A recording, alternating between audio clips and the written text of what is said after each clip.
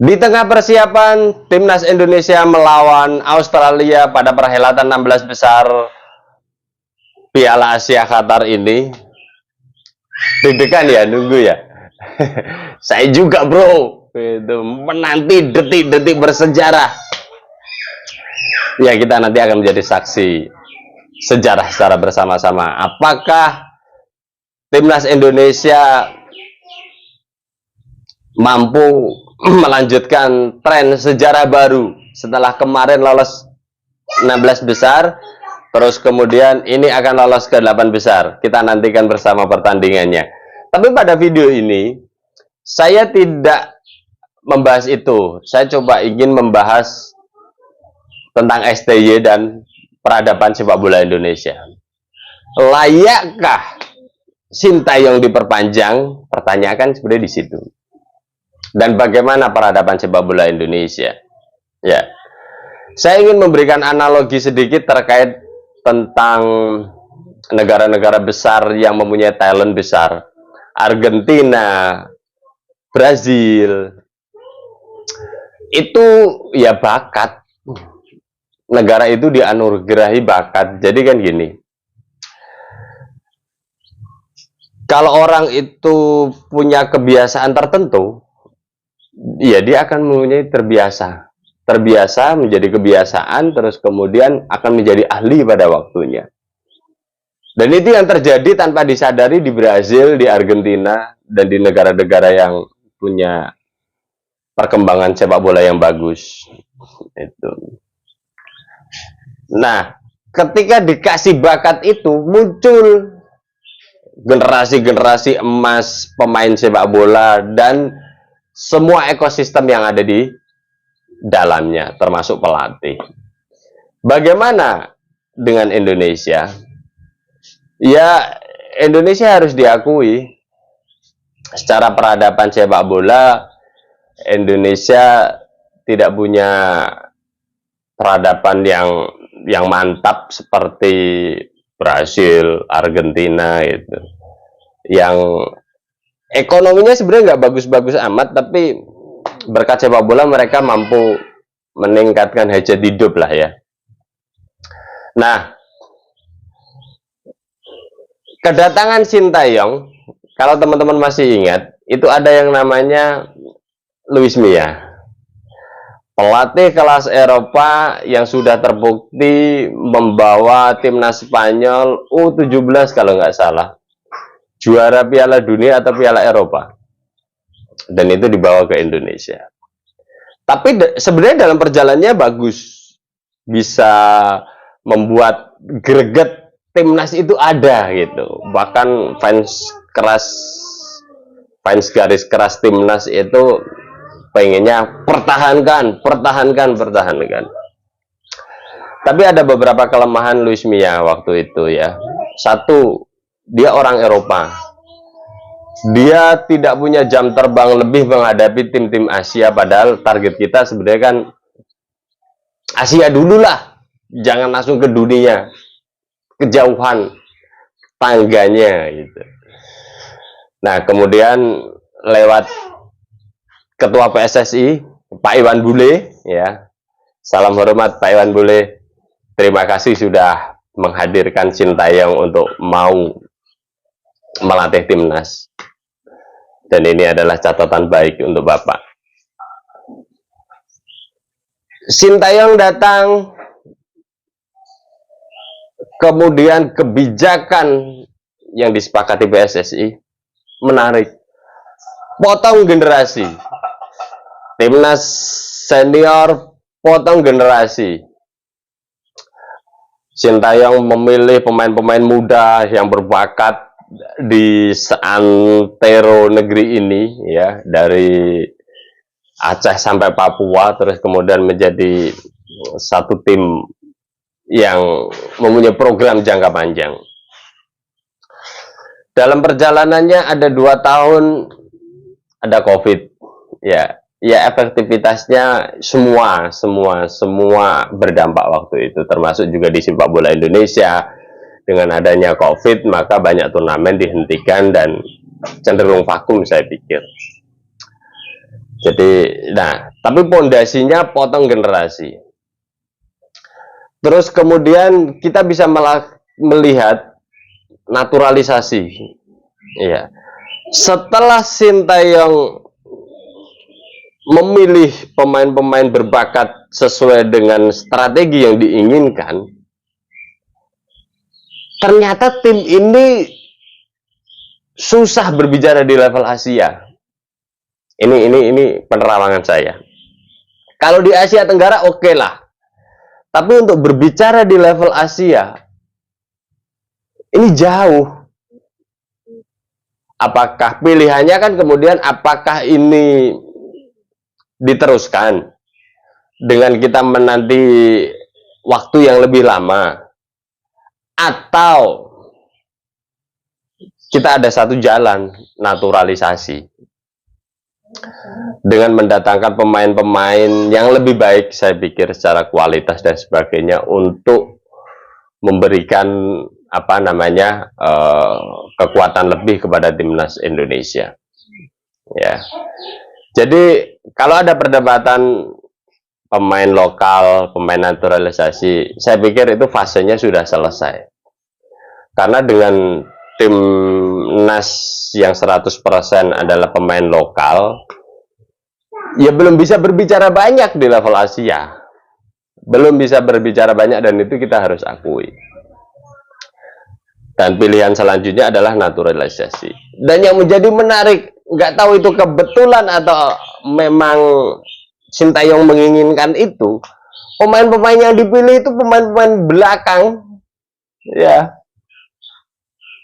relatif ya gelandang bertahan, center back dan sebagainya. Ada satu Rafael Struijk ya yang di depan itu. Nah, ternyata kerangka tim ini terlihat di Piala Asia ini, dan ya kita semua baru ngeh sebenarnya. Oh ini maksudnya. Oh ini maksudnya. Oh ini maksudnya. Itu.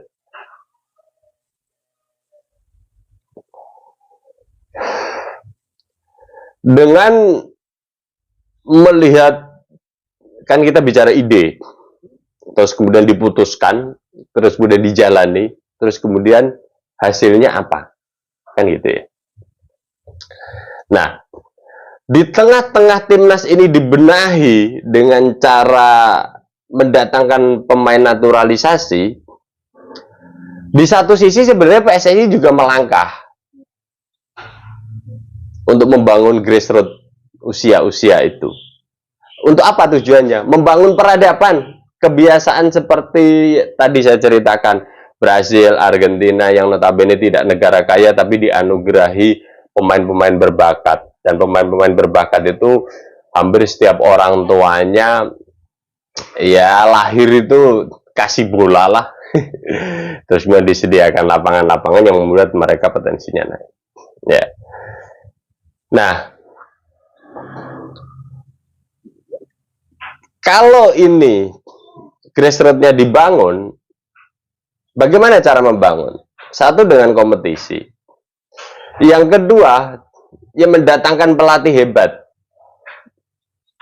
Yang sudah dilakukan adalah Dennis West itu ya, yang di Inggris ya, yang di Inggris. Jadi ada Garuda Select dan kawan-kawan itu.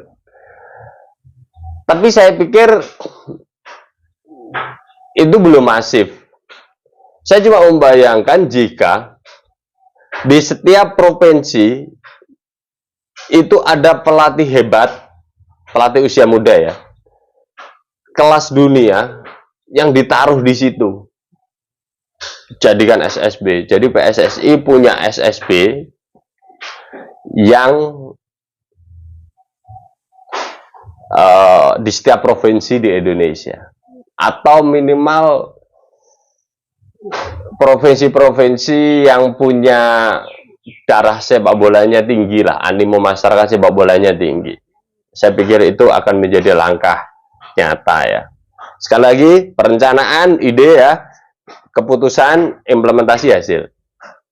Kalau itu dilakukan, baru level selanjutnya adalah dibawa ke Eropa seperti Garuda Select. Nah, apa yang terjadi dengan Sintayong kali ini?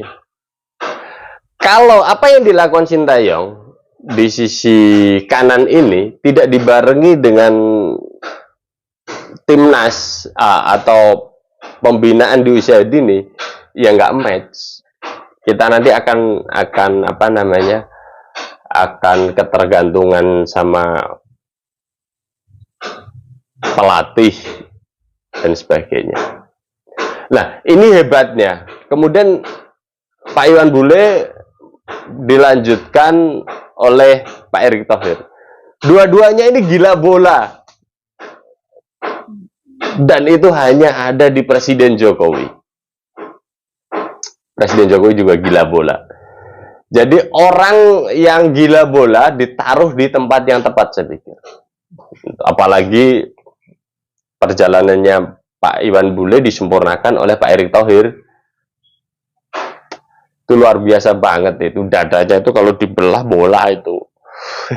Dan sudah teruji. Beberapa perusahaannya juga di bidang olahraga. Salah satunya sepak bola.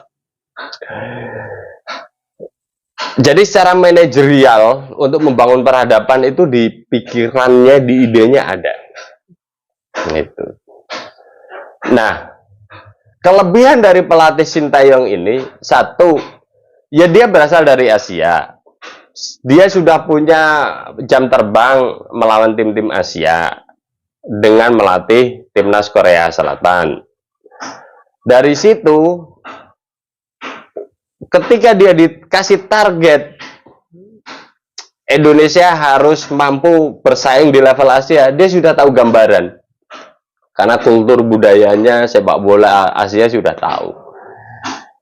Itu yang pertama. Yang kedua, ya ini karena menjadi pelatih Korea Selatan, saya pikir keren juga. Artinya, ya ini kan Korea Selatan menjadi salah satu tim yang disegani di Asia. Bekal itu menjadi CV keren dari Sintayong untuk pantas berada di timnas Indonesia. Ya. Kemudian sebenarnya kan niatnya untuk Piala Dunia U20 ya, tapi kan nggak jadi. Tapi ya itu bagian dari perjalanan. Kemudian menatap target-target baru, turnamen-turnamen resmi FIFA yang kemudian salah satunya adalah tahun ini Piala Asia Senior, Piala Asia U23, kualifikasi Piala Dunia dan sebagainya. Ini 2024 menjadi momen, saya pikir momen yang akan menjadi banyak sejarah yang nanti akan diciptakan oleh Timnas Indonesia dan PSSI, saya pikir. Dukungan Pak Erick Thohir luar biasa dalam hal ini. Nah, itu satu. Jadi Sintayong sudah mengetahui betul kultur sepak bola Asia dan kekuatan sepak bola Asia secara insting karena dia sudah melakukan. Ya, tidak di atas kertas lagi. Ya tidak seperti saya lah misalkan. Saya kan di atas kertas hanya knowledge gitu atau banyak orang di Indonesia. Tapi dia sudah menjalani itu fase itu. Yang kedua, saya pikir kontrak 2019 sampai sekarang 2023 memasuki 2024 ini berarti 1, 2, 3, 4 tahun ya. Jarang pelatih yang mau dikontrak dalam jangka panjang. Sintayong ini mau. Itu artinya kan ada hati di sini ya. Bagaimana Sintayong juga ingin membangun sepak bola Indonesia secara jangka panjang, secara berkelanjutan, tidak hanya menciptakan hasil akhir sesuai target, tapi juga membangun peradaban sepak bola Indonesia sebenarnya. Itu. Nah, konon katanya kontraknya kan selesai di bulan Juni 2024. Setelah beberapa turnamen besar timnas ini nanti ada. Ya. Ya historinya kalau banyak pengamat, Indonesia tidak bagus-bagus amat di latih Sintayong. Toh terbukti 6 pertandingan terakhir juga hasilnya nggak oke-oke amat. Kalah seri, menang satu kali itu misal. Ya itu boleh dijadikan parameter, tapi saya pikir bukan itu yang dilihat. Ini kita berbicara tentang peradaban sepak bola Indonesia. Ya, artinya gini, kalau timnas secara progresif mampu menciptakan prestasi, mentality grassroots ini yang anak-anak 10 tahun, 12 tahun, 15 tahun, 17 tahun itu, mimpi itu akan nyata terjadi karena timnas seniornya sudah membuktikan itu. Misalkan inilah ya, timnas lolos 16 besar Piala Asia. Anak-anak yang punya bakat 10 tahun, 12 tahun itu bangga. Suatu saat saya bisa ke sana karena sudah dibuktikan oleh timnas senior pernah di sana. Gitu. Apalagi kalau ini nanti bisa sampai 8 besar.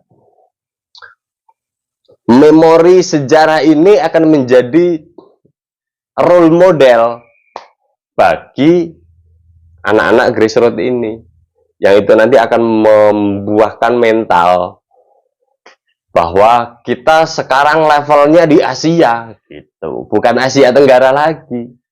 Nanti itu ada saatnya kita melawan Thailand, melawan Vietnam, melawan Malaysia, itu tidak semenegangkan yang kemarin-kemarin itu. Kita akan lalui dengan smooth gitu. Nah, di kanan ini harus tercipta prestasi sehingga levelnya naik. Aura itu ada. Di grassroots kita juga bangun. Nanti akan menjadi peradaban. Ya.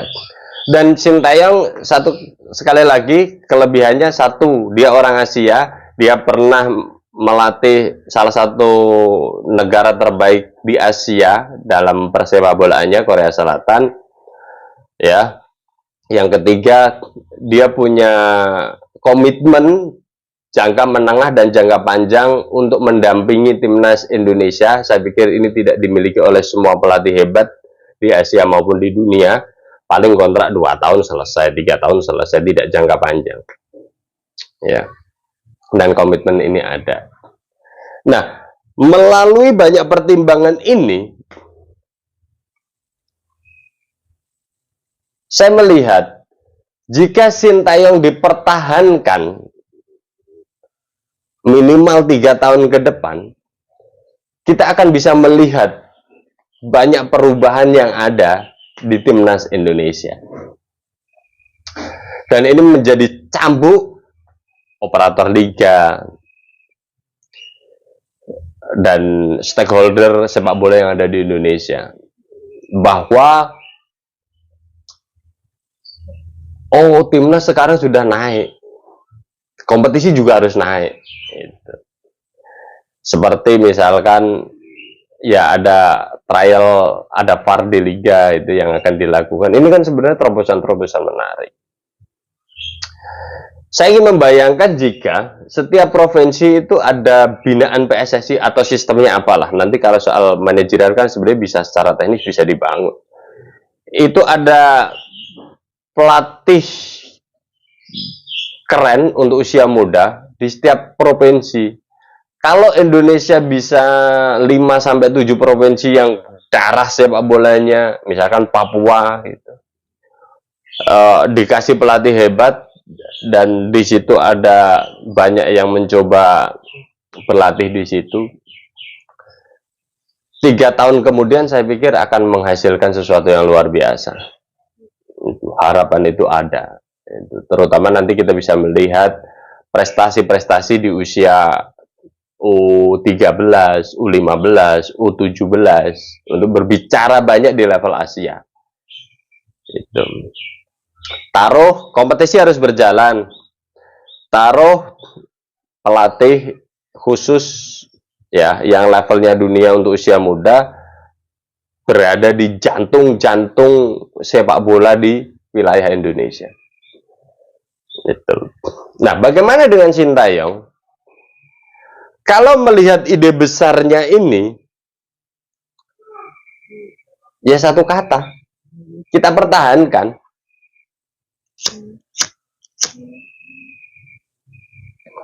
Satu kata, kita pertahankan. Kenapa?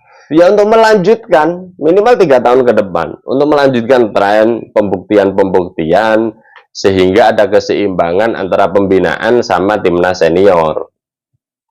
Ya, tapi kalau hanya timnas senior saja yang dibangun, grassroots-nya tidak, itu nanti terputus di generasi berikutnya. Itu.